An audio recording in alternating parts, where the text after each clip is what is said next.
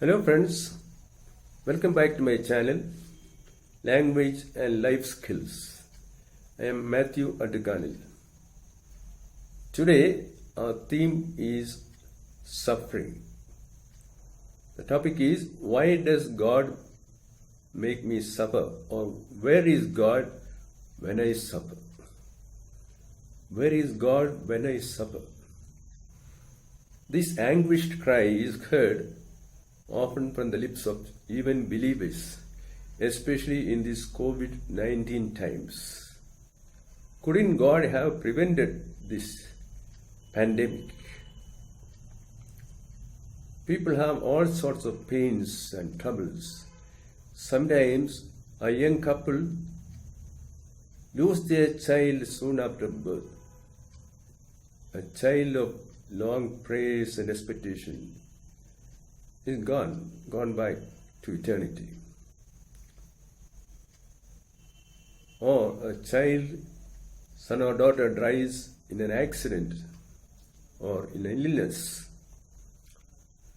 Some years back, a young couple had migrated to Australia from India.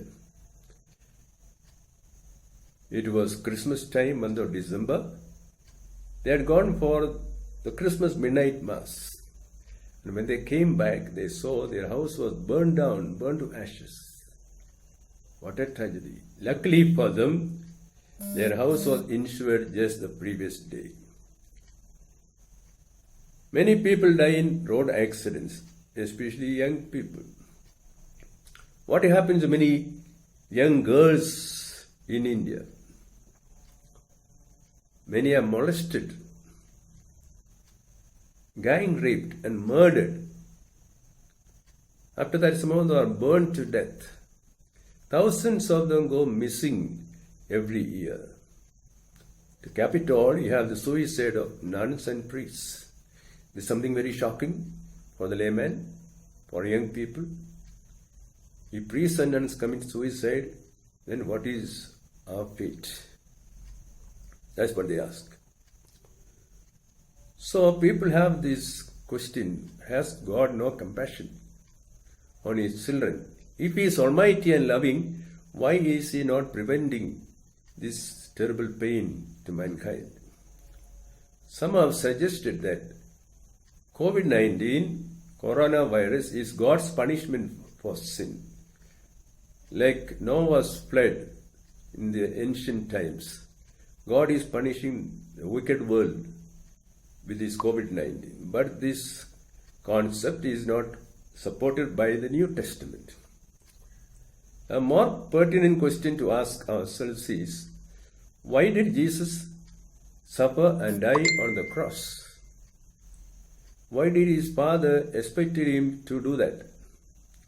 While he was on the cross, the enemies challenged him, come down from the cross if you are the Son of God. It was a very ignorant and foolish challenge because nobody had forced him to go up there. He had willingly gone up there to die on the cross to atone for the sins of the world. Even St. Peter could not understand this, though he was the head of the apostles. And when Jesus predicted his passion and death, Peter said, this should never happen to you. And Jesus told him some very harsh words. Get behind me, Satan. The way you think is not the way God thinks. Let's remember Mother Mary, together with St. John and pious women, stood bravely and patiently and with resignation beneath the cross as Jesus suffered his agony. Today we have the worldwide Jesuit Society of Jesus. This would not have taken place, that society would not have been born if Ignatius of Loyola did not have a tragedy in his life. He was an adventurous, brave, romantic soldier. Then he was wounded badly in the Battle of Pamplona and he had a long hospitalization. It is at that time he underwent conversion and formed the idea of the Society of Jesus. Some years ago, I met a lady at the retreat center in Chalakudi at Pota. She was a great healer, but she had a terrible tragedy in her life.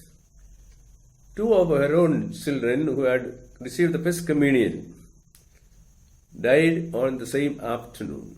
What happened was they went for a swim in the afternoon under the care of someone else and they got drowned. What a terrible sorrow for this lady. But she was a woman of great faith. She did not blame God. She said, "Thank God, they have died as innocent children and gone straight to God to be in His company, enjoying the beatific vision." Well, all of us ask this question, where is God when I suffer? Maybe you should answer also another question that is to be put to you. When you receive favors from God, blessings from God, where are you? Do you go to thank Him? Do you praise Him? Do you make some offering? Or are you too busy celebrating your success? Are you perhaps like the lepers, 10 lepers who were healed, only one came back to give thanks to God? Is thanksgiving to God a daily habit for you?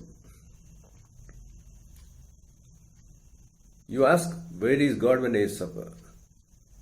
Answer is a great, wonderful answer. God is present wherever love is shown. Because God is love. So in this current pandemic, God is present in the doctors, in the nurses, in the brave ambulance drivers, in the healthcare personnel, in the family members who look after the sick people. He is present there. If you want to experience God, you can experience Him in love, in forgiveness, in generosity, in sacrifice. When you do any of these acts of love, sacrifice, generosity, you will experience God.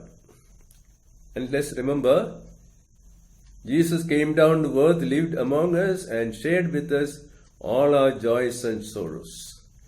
He underwent, experienced even temptation. He experienced everything except sin. In every occasion of our suffering and pain, He is present there. Have you been perhaps arrested and jailed unjustly? Just remember, Jesus was also condemned to die.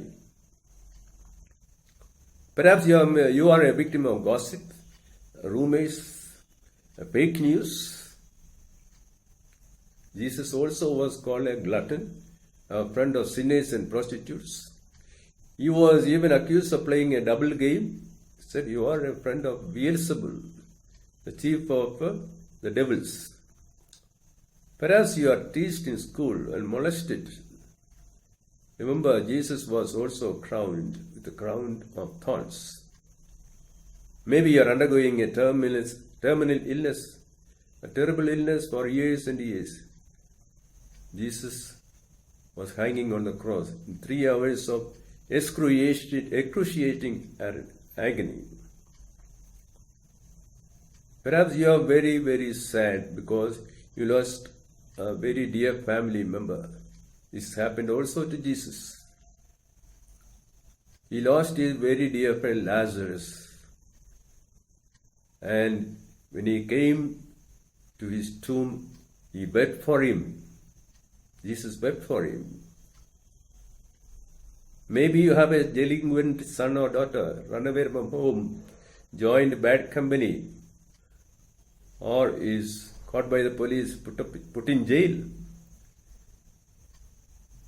Well, the Holy Family, Joseph and Mary also, experienced something similar when Jesus was lost in the temple.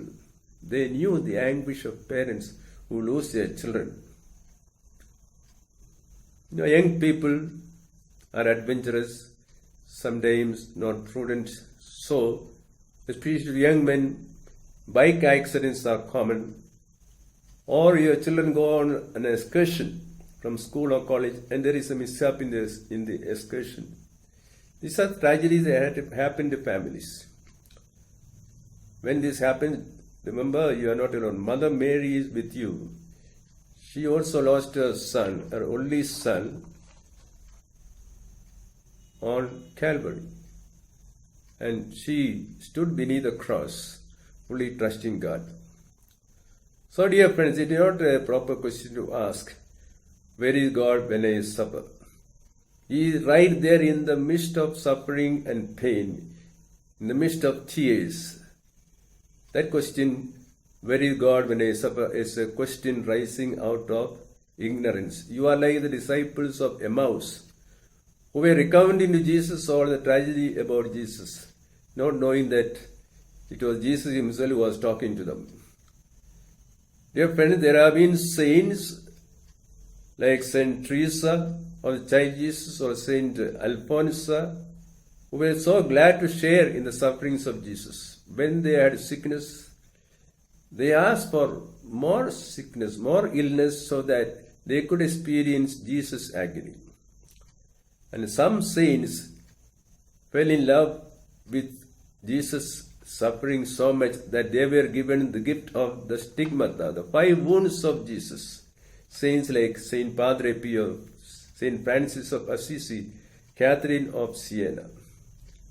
And finally, dear friends, I must admit there is no real philosophical answer or theological answer to the question of suffering. We cannot humanly explain this. It is a mystery, and how God allows it. And so, in the final analysis, we surrender ourselves to God, surrender our understanding to God, but trusting in His goodness and in His love. Thank you, dear friends, for listening. If you like my video, my presentation, please subscribe. Bye, till I meet you another time.